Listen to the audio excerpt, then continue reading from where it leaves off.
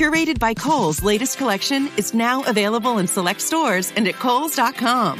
For a limited time, shop unexpected new favorites like reusable drinkware from Corksicle and fun arts and crafts from UV. Warmy's heatable plush toys are perfect for little ones. Homesick handcrafted candles are a great gift to make anyone feel at home. And who doesn't love sweet treats from Candy Club? Shop Curated by Kohl's for these digital need-to-know brands and more. Tap the banner now or visit Kohls.com. Christopher Media, M&M, question everything. That's my mama. That's my mama. That's my purse. I don't know you. You don't know. You're the first one that's ever got that. I say it all the time, and Brianna's like, what? King of the Hill references. Yeah, King of the Hill. You won't find those on any other podcast. M&M, question everything on iTunes and ChristopherMedia.net. Christopher Media, let's make some noise. Hey, since you're shaking your ass upstairs, why don't you shake your ass some beers down here? Man, fuck off. Are you going to make you a sandwich, too? No, seriously. Christopher Media, let's make some noise. From Asthmacore Studios near Detroit, Michigan, it's Unregimented. Gangsters, what's up, guys? I think we should do that every day for the next year. We're going to be blocked. We're going to be defriended and blocked. You would instead of offending them, you would just leave Facebook and be like, it has ruined the entire platform for me. Africa has ruined the entire internet.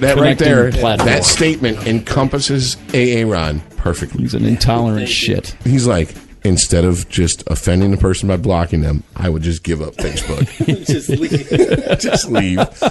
Hey man, I don't want no issues. I don't got no problems, man. Gentlemen. Good night. Take it easy, bud. I don't have too much left in me anyway, so I'm fading. Really? Yeah. Motherfucker.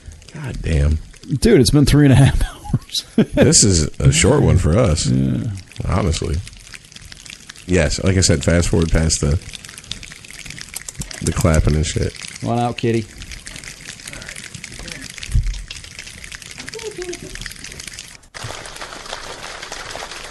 It takes a minute. They're really impressed with the fact that they can make rain noises.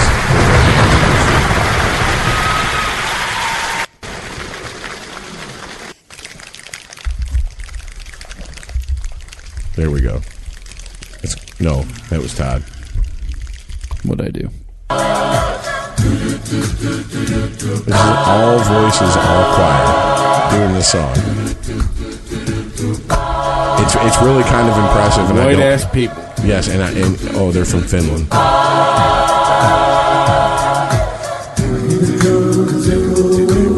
Frodo Baggins on lead vocals and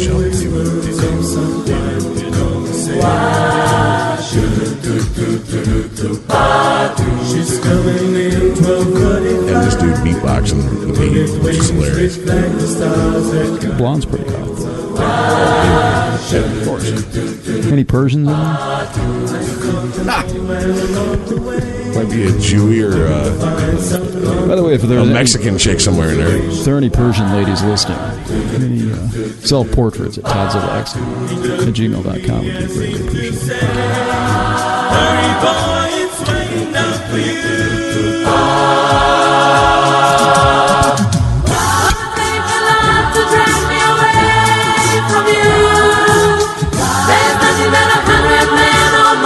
This is what convinced me it was a good song when I heard this.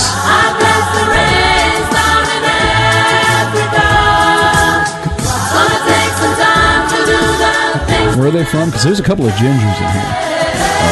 Yeah, like 4. Sweden, I think. Swedish ginger.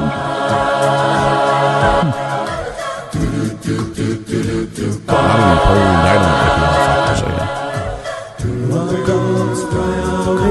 Oh, they do a couple Michael Jackson ones. Sure, they do. Oh, well. Oh, all right. So what else we got? Anything else you guys want to tear into? Chris? It's like 2 a.m. And yeah. You're on a 5-day vacation, sir. True. Do we want to talk about experiences in New York? Fuck those people. All right, here's how you make. That's my experiences in New York. Take your those grapes. People are all fucking insane. No, but I think you had a good thing. It's cute how their attitude is. Yeah, it's a nice attempt at a bad attitude. Yeah, bullshit. They're direct and they're curt.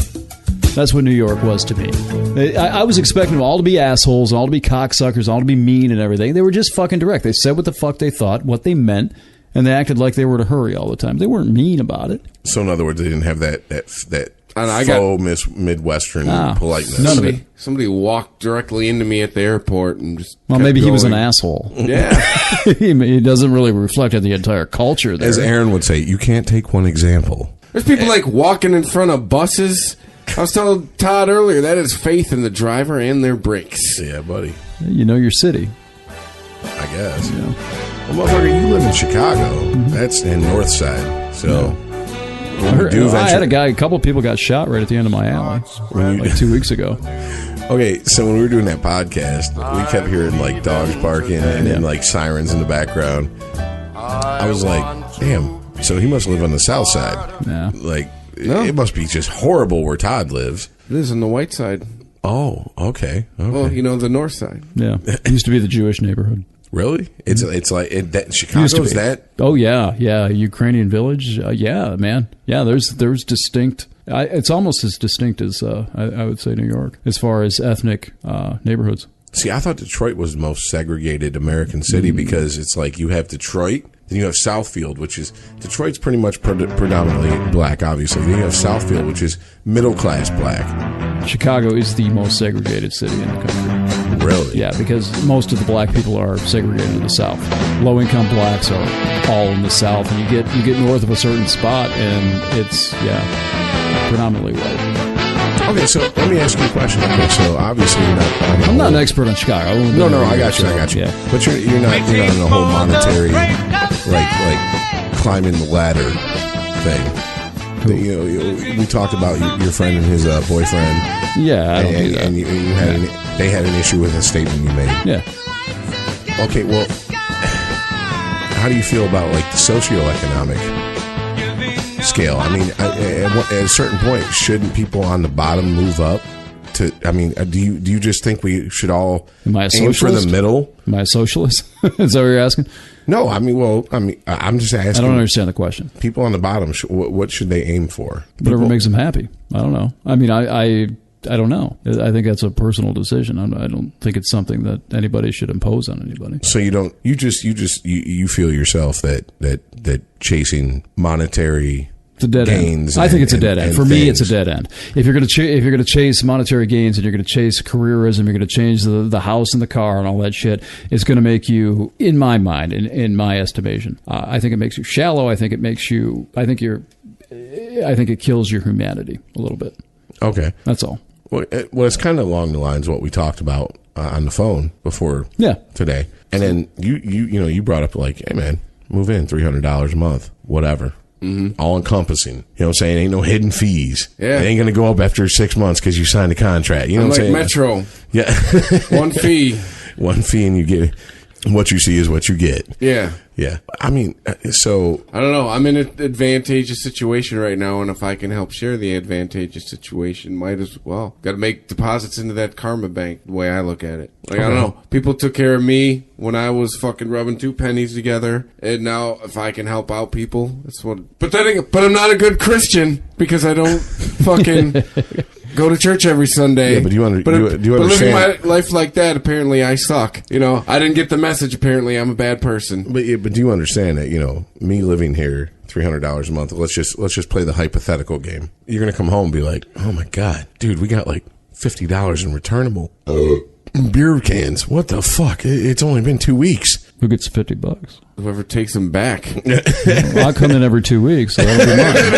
That'll cover my fucking mega bus. Really honestly, that's the travel expenses right there, baby. That's really honestly how it's worked. Whoever drugged their ass to the store gets to take all the returnables. I'd be doing that every fucking week. I'm just saying, man, because it just, I don't know.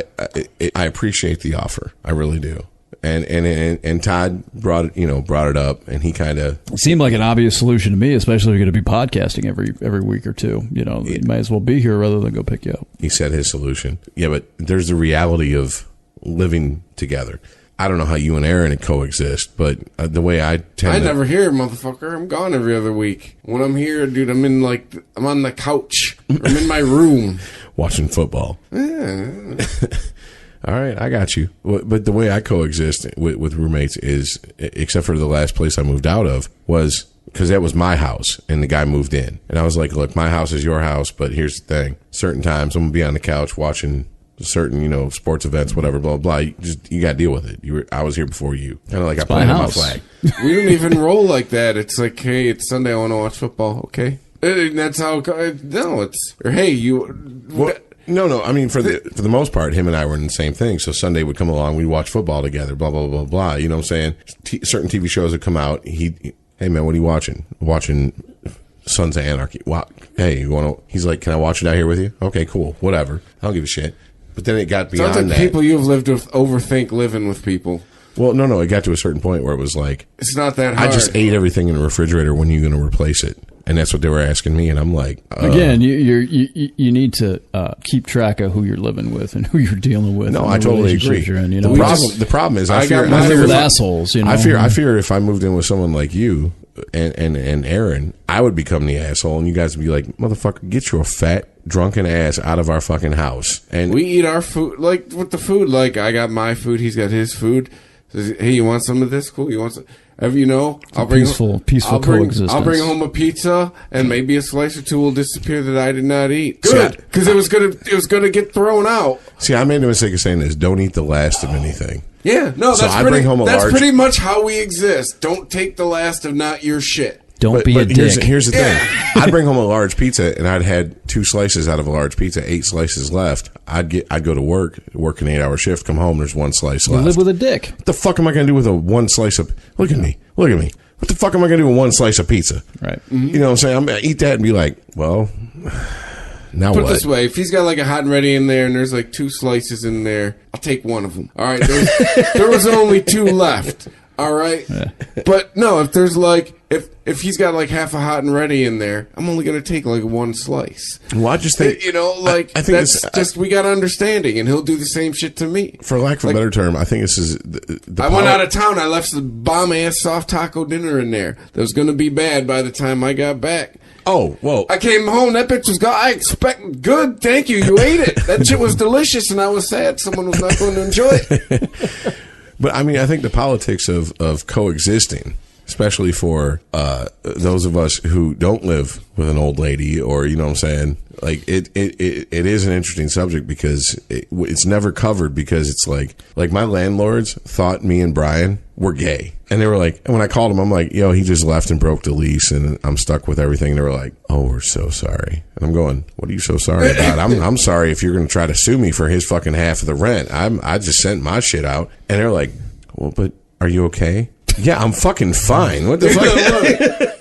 He was a dick anyways. What the fuck? You know what I'm saying? Like, no, I'm perfectly fine. I think when you get into it, interpersonal relationships are fascinating, and that's what I'm. But it's what Todd says. It's all about like they're less fascinating when you're not dealing with dickheads. It just turns into a you treat coexisting people. situation. Like he makes another example. He makes like the burrito mix all the time. He'll make a shitload of beans and a shitload of beef. Yeah. If I see that it's in there and fucking he's got like a whole bunch of tortillas left, and I go, hey, I want a burrito, and I make a burrito, he's not going to come home, did you eat a fucking burrito? What the fuck? That's not happening around here. And it's not happening on the other side either. If I do the same thing, you had a slice of pizza? What the fuck? No, it's not like that. We're 2 grown men in our 30s. That's what I'm okay. That deal that happened with our mutual friend down there in Tucson. Yeah. I knew a year before 6-8 months before we moved down there that it wasn't going to work. I had a really good inclination that these guys were off, going in another direction than I was, that we were, and that it probably wasn't going to work. I just didn't listen to it. You know what I mean? And I think if you're moving in with somebody and you're on the same wavelength and you're moving in the same direction, you live similar lifestyles, you can make it work. Instinctively, if there's going to be some sort of a huge conflict, at least if you know the person before you move in with them. Well, I understand that, but at the same time, we talked about just earlier. We talked about your things end up owning you. Like basically, we referred to Fight Club. Yeah, that's another conversation, though. Well, but you move in with somebody. Yeah, you have to give up certain things, and it's like, okay, so you move in, and it's like, okay, I have to give up this. I have to give up that. What do you have to give up?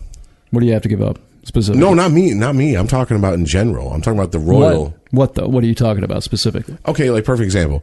Moved in with my buddy and his wife. At first they were like, you can't bring any of your cats. I had 3 cats. I inherited 2 of them when my mom died. Yeah. One of them I had for 14 years. I said, okay, cool. Called a friend. Got rid of 1 cat. She's perfectly happy where she's at in the home she's at. Loving it. Could not be happier. Probably happier with the family she's with now than she was with me. Called up my ex-wife who, 10 years I had the cat that I had for 14 years, gave him to her. He's perfectly fine. The other cat is a special case. Never bonded with anyone except for my mother and me. Never lived in any home except for the home that I just moved out of. And was like, I can't just throw her in a fucking, shelter. Yeah. And they were like, bring her with you. Get there.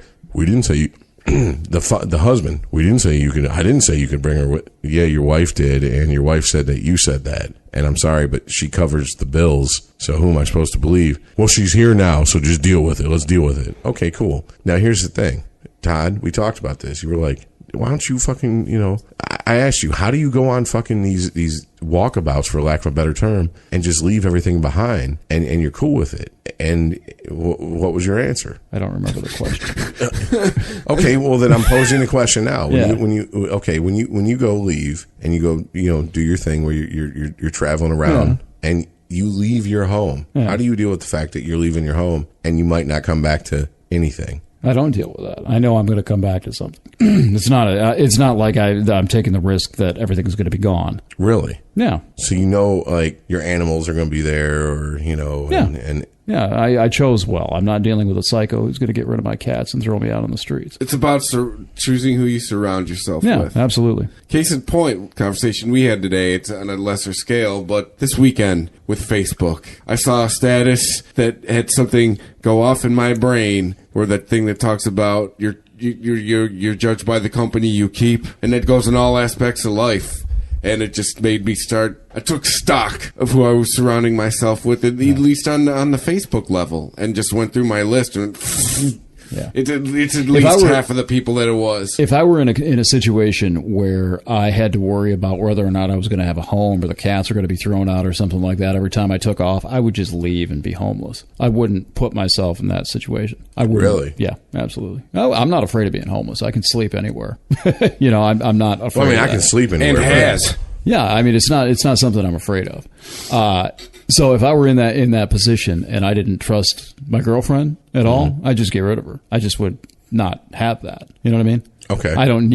I'm not that, I guess, tied. Okay. You know what I'm saying? No, I got you. I got you. Yeah. I mean, she and I have a pretty good symbiosis as far as my traveling and things go. She doesn't like it all that much sometimes, but she gets it. So. And she accepts it. She doesn't have a choice. I'm not keeping her. You know what I mean? It's not. No, you we've don't had have her this, tied up in the basement. Like, yeah, exactly. We've had this bitch, I'll be conversation. back in 6 months. That sounds cold. I shouldn't say it that way. I mean, when the first time I took off in 2008, we had a bit of a problem when I came back because she didn't like it. And so we had to work through that. It was going to be like, well, this is what I'm going to do. Are you going to be able to deal with that? And we had to work through that. It was something we had to actually have a discussion. And she could have said, no, I don't want to deal with this. And she could have left. She could have went off and, we had that conversation. And, it's just, this is what I need to do. This is how I'm going to live. You can either be a part of it or you don't have to be, I'm dealing with it on a lesser extent right now with what I'm in. Without trust, man, I mean, that's... Trust is the basis of any type of relationship. But it goes beyond trust, Long-term, though. yeah, it goes beyond trust, though. Long distance, yeah. No, I'm saying whether between me and you. I'm saying any type of relationship, not just romantics. I'm saying trust. There's a reason I keep enough distance between. I put distance between you and I, because I believe familiarity breeds contempt, and I think that if we actually sat down on a day-to-day basis, we'd probably end up disliking each other on a level to where we couldn't do this. And I don't want that. Wow. That's weird. That's bleak. No, that's weird. Yeah, Todd, that's strange. I feel the same way about most of my friends, and that's how come you have a hard time with connecting with people. Yeah, definitely. Yeah, because I feel like you don't trust people. Well, yeah, and I also feel like if I show my true self, the self that's like waking up, dude. The last time I crashed at your house. Mm-hmm. I was in my fucking underwear on his couch. Yeah, fucking snoring logs. And I woke up and I was so How long did it take me to put on pants today, Todd? But do you understand? I didn't count. Do you understand? I was like, oh my God, you got way too comfortable. This is not what you should do at this fucking house. You should have fucking slept in your clothes and fucking just been uncomfortable and blah, blah, blah, because that's the way I was raised. Man, your past beat the fuck out of you, man. No, I have the same thing. I mean, I consider most people, even my girlfriend to a degree, after 12 years, I consider just about everybody in my life a temporary. Yeah. You know what I mean? Yeah. Because of what I've gone through with my family. You know, I'm pretty much estranged from both ends of my family. And most of my friends that I've had over the last 20 years, I'm not really friends with anymore. So I think subconsciously see everyone as sort of a temporary player in this scene of this big, long ass play. You know what I mean? Yeah. That we're friends now, but, you know, in 10 years, you know, probably going to be a different layout. But there's a reason that I kept... Todd threatened me to keep in touch with him. True story. Don't threaten me with a good time. You threatened me over the phone to stay in touch with you when I left Kalamazoo. I don't remember that. Well, you did. What did I say? It. When you left Kalamazoo? Yeah, you pretty much threatened me over the phone. Oh. Like, pretty much, if you don't stay in touch with me, I'll hunt you down. Like, that kind of fucking... Oh, this was before Facebook. Yeah. And then I hunted you down. Back with the telephone. Yeah. Well, I don't know. I made a point to stay in touch with you as best I could. Mm-hmm. You know, and I tried with John Kenny, and that's really about it. You know what I'm saying? From I mean, obviously besides Amber, whatever. But I ran into him a few years after we went to Specs, and he acted like he never knew me. It's funny. See, I ran into him at a B.B. King concert at Pine Knob, and he was like, "Oh, hey, how you doing, Rich? Blah blah blah blah blah blah blah." And I was like, "Yeah, what's going on?" And then I didn't hear shit from him for the next 6 years until I met a friend of mine named Steve-O, and he goes, I just talked to my friend John. He says he know you. He went to Specs with you. And I was like, John, who? There's a whole lot of Johns in our class. Kenny. I'm like, that pudgy fuck? Yeah. And then it turns out that motherfucker's running marathons now, like 25K marathons. I'm like, well, more power to him, because my ass just got fatter. His ass got thinner. So, you know, do your thing, Big Pimpin', because that motherfucker was bigger than me in Specs. That's what I called him. Hey, what's up, Big Pimpin'? Yeah. But no, I mean, but I still kept, you know, a distance there, because I didn't want to. I don't know, man. It's weird. It's just I'm uncomfortable being this comfortable with you, if that makes any sense. Perfectly. Like, I'm Perfect not sense. cool with it, perfect, because yeah. I think the next time you come into town, it's going to be like, this motherfucker. All right, you know what? Drink yourself another beer and shut the fuck up. So you guys sound like you're always waiting for the other shoe to drop. Absolutely, I am. Well, it's what happened with Brian. You know, I thought I was always going to be friends with him. Always. I thought that, like, we'd be 70 years old and still be, you know, like we were back in Kalamazoo. And he's gone. I'm never going to talk to him again, you know. And that, you know, that's a hostage situation, man. That's what it... Well, it happened with I met my family. You know, I told you I met my brothers and sisters back in 2009. Yeah. And I let myself believe that, like, there was going to be this family aspect to this. And it lasted a year and a half, and all of a sudden nobody's talking to each other again. Yeah. You know, I let these people kind of, you know, in a little bit, and then at some point they just get sick of me. You know what I mean? For some reason, whatever reason, you know, they don't like how I live, or they don't like my attitude, or they don't like something. So people just tend to vanish. Did you tend to get this? We may not agree with how you live your life, but we are always going to love you. Yeah. Did you get that bullshit? Yeah, I did, and I bought it. And that's the same as, well, your family. We agree. We are supporting our coach 100%. Yeah, that's that speech. Yeah, that fuck that. I don't buy it. And so I treat pretty much everybody, even my girlfriend to an extent. I have that sort of, you know, that it's a small little stiff arm. I don't really let people. Yeah. You know. Oh yeah, and that's cost me relationships. I'm getting better about it. That I look back that were fucking amazing relationships with amazing women that I fucked up. Yeah. And that's why I say I'm not good at relationships. That's my problem. I don't blame them for that. Yeah. And that is something that but now that you realize you're not good, you could try to get better. That's what I'm trying to do. That's why I'm having this conversation. I would never have this fucking conversation. There's a flip side. That might go out on the internet. There's a flip side of the coin. There's a flip side of that coin, though, because if you're worried too much about getting better with relationships and getting better with having people stay in your life, then you run the risk of losing track of yourself again. You know what I mean? And starting to live your life and act and behave. Well, yeah, you probably do. But the base instinct you start to alter your behavior and alter how you interact with people to keep them in your life. You see what I'm saying? So there's a really fine line between getting better with relationships and being authentic with yourself. Very fine line. Well, you know what I'm saying? It's like perfect example with Aaron. I really like Aaron, but as the podcasts go on, and I listen to them after we've recorded them, and I listen back to them, I'm like, man, it sounds like I'm trying to tear into them. But the I thing got is, that tonight a little bit. Actually. Yeah, I swear I'm not. I don't know how to express I like a person besides fucking with them. Yeah. If I like you, I'm going to fuck with you. If I don't like you, I'm just going to ignore you. Dudes, isn't that just how guys are wired? Yeah, but I mean, Aaron and I are both nerds on a level to where I can really get the good dig in, and when I go for it, yeah, your comic book facts. Yeah, and when I really get the good dig in, see, yeah, and I accepted that. Yeah, that's what guys do. And when I get the good dig at him, sometimes he bristles, and I'm like, that's when the instinct is to go for the kill, to really lay it on thick. And I'm just like, no, dude, you don't understand. Dude, I went out there and held the fucking flashlight while he fixed his fucking brakes and was like, what can I do for you? What can I help you? What? And he was like, well, if I don't get these, I'm like, man, the most important part is get you to work tomorrow. The podcast is secondary. You need to fucking be able to put food in your mouth and a roof over your head before the podcast. I'm sorry if that offends you, Todd. Why would that offend me?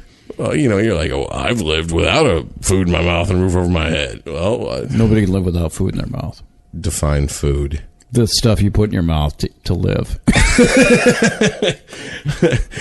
Define food. You just said define food. Yeah, well, I mean, I just want to make sure we were on the same page. It's not like, well, I suck cock and this dude gave me a fucking hamburger, because if that was the case, I'd be like... people do that. Well, hey, you got to do what you got to do to eat, right? Yeah, exactly. I'll take a shot in the mouth if it'll get me halfway across the country.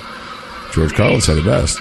But no. Yeah, I wouldn't. It's the unwritten rules of the road. There's always another ride. Unwritten rules of the road. This isn't the only ride that's going to come along.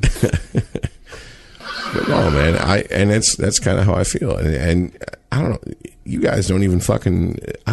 Todd, you might. The fact that I've opened up this much to you guys, it means I have to keep a wall up when we're not down here. Down here is reality. Down here is where I get real. Upstairs, I'll joke around and take a shot here, take a shot at and receive some shots, blah blah blah.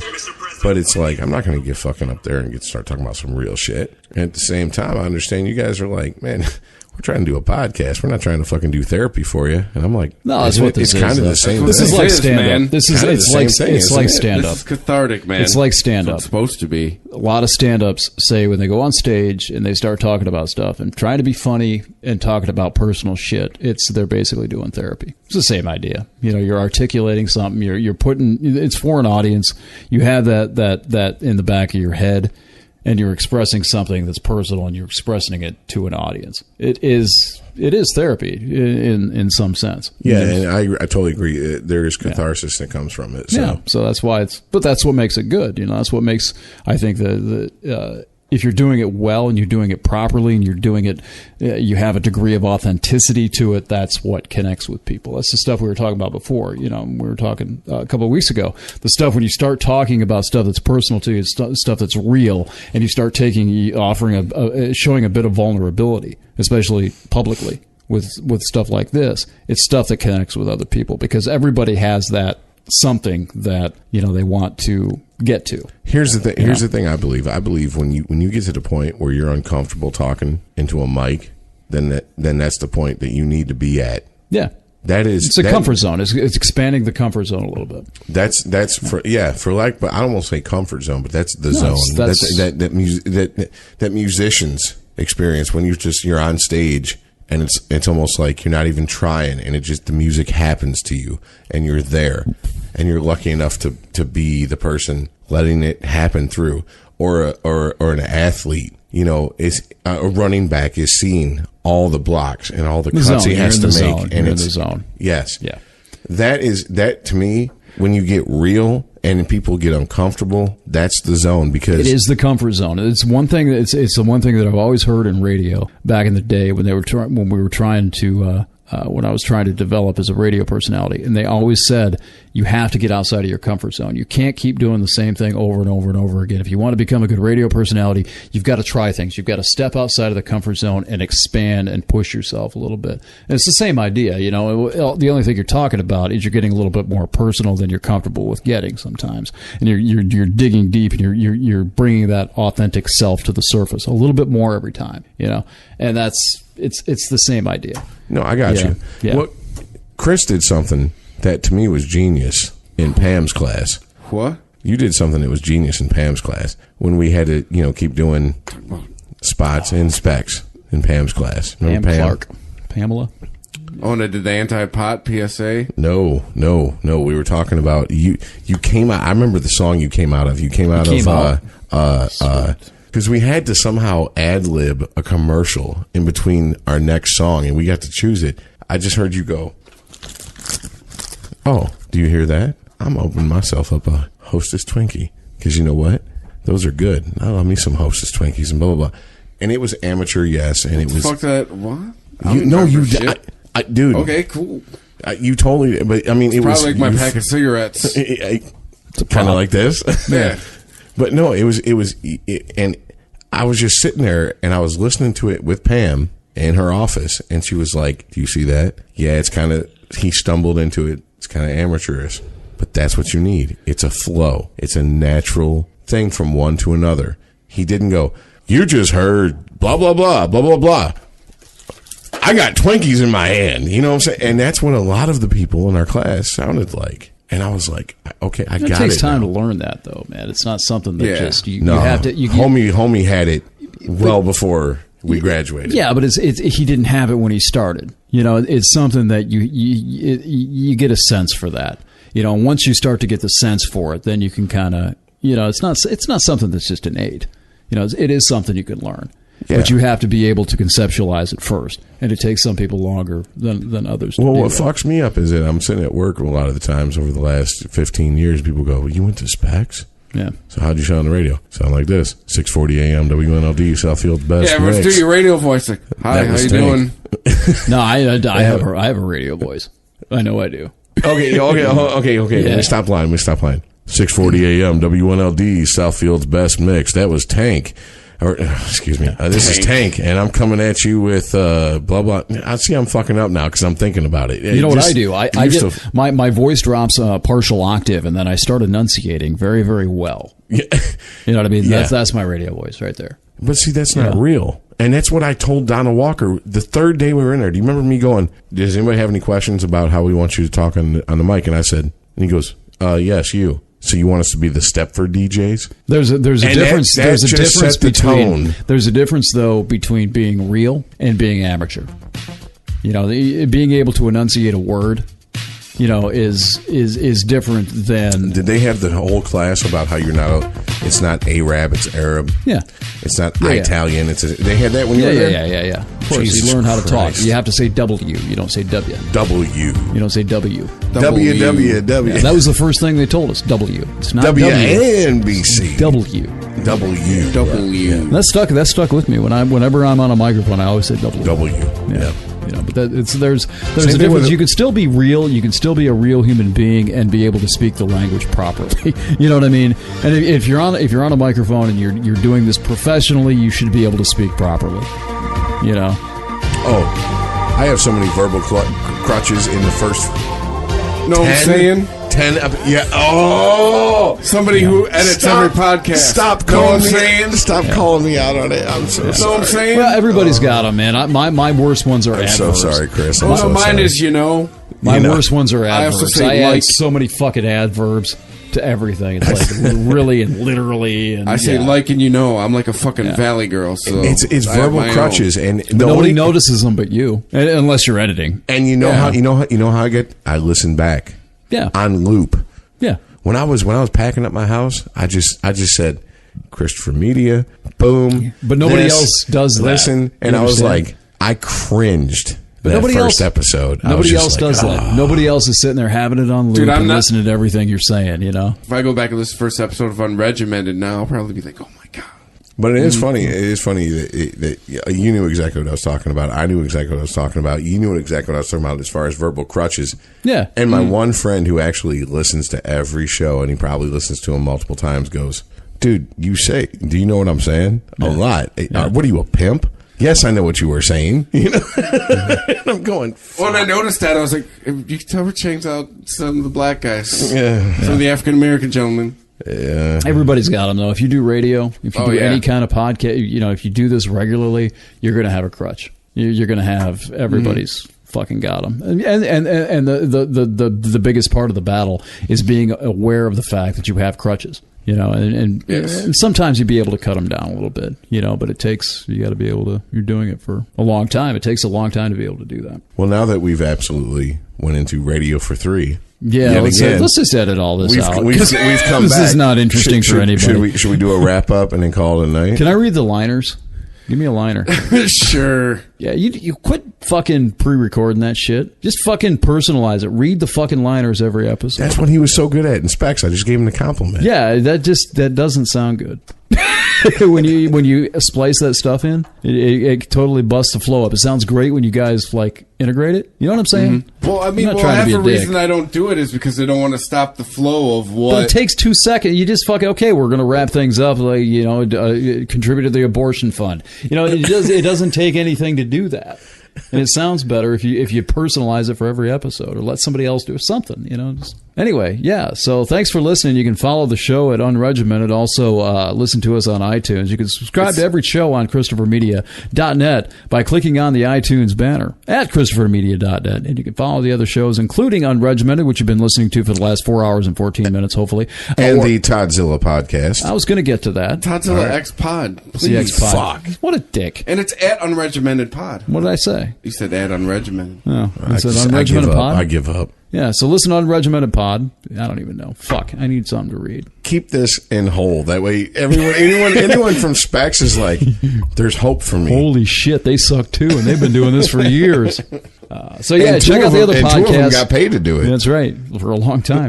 Weedsman Podcast, also Eminem Question and Everything, and the Toddzilla X Pod, which comes out whenever the fuck I feel like getting around to it. Don't expect a lot of consistency because you're not going to get it. Fuck you, I don't owe you anything. Fucking bastards, pay me. And you can pay me if you want regular X Pods. You can pay me via PayPal. Yeah, donate. Because we knock up a lot of you groupies, and we need abortions periodically too. Yeah, those shits aren't free. Yeah, they've got a couple of bitches right out here waiting for us. They're sitting out there like fucking dogs in heat, waiting for us to wrap this shit up. And we're gonna go impregnate them, and we're gonna need money to abort those bastard fetuses. Coat hangers cost money. Yeah. Well, it's much cheaper than paying for the medical bills after shoving somebody down the stairs. That's right. So, God damn. Yeah, and I don't want to go to court for that. It's not assault. Really. It's not. It's fucking proactive abortion. Here, take this pill in your coffee and just don't know you took it. Just shut up. Shh. Drink your coffee. This is dark. Fucking rude. Shut up out there, bitches. We'll be out there in a minute. You take your coffee with 2 morning after pills?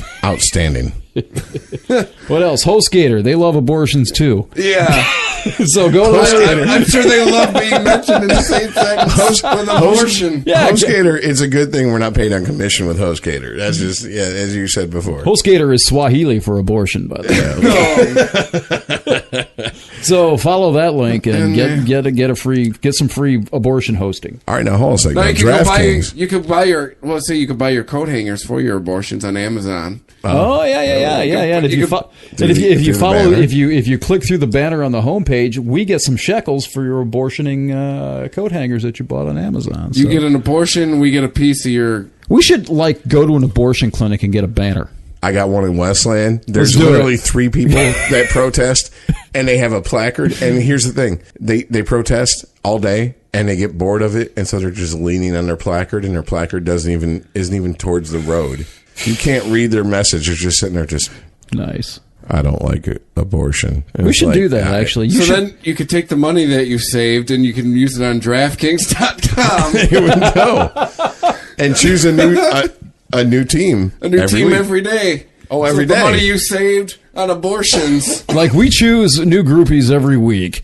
You can choose a new team every day on DraftKings. And real by the way, Christopher Media listeners are winning money. Yes, after having real abortions. Yeah, they're winning real money. Speaking of abortions, but my not fucking from- fantasy baseball team is an abortion of a baseball fantasy team. This But year. not God from damn it. not from I wish I was Shady on McCoy. DraftKings. He's only going to leave you a 20-cent tip. You're not going to get real money from him. You're going to get 20 cents. That's real money. That's 20 cents. That's 20 a real cents is 20 real? cents. Fuck yeah. It'll buy you a stick of gum. But thank you for In listening. what country? Bangladesh. There we go. You can't get abortions in Bangladesh. By For the way. 20 cents. Maybe $20. Thank you for listening. Thank you for liking. Thank you for sharing. Thank you for making it Yeah, to this okay. bitter end. This is probably going to end up being 3 shows. Good. You know what? That's not a bad thing. No.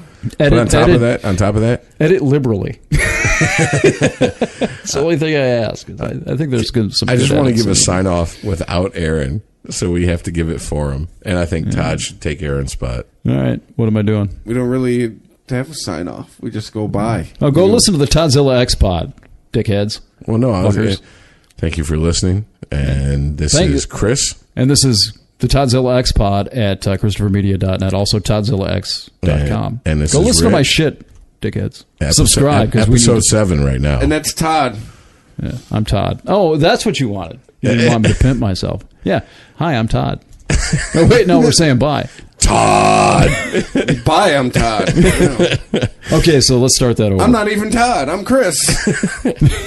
So we're saying bye. But I want you to just say in some smart There ass are way. Weedsman sign-offs that have gone better than this. It's 4 hours and 20 minutes into this. Yeah, so what are we doing? Some smart ass way. Just be like, it's Chris, it's Rich, it's Todd. Oh. And then Aaron ain't here, but Aaron's asleep. And this is Aaron. I'm upstairs eating some bleeding pussy at this point. that's what I was looking for. There we go. It's probably the...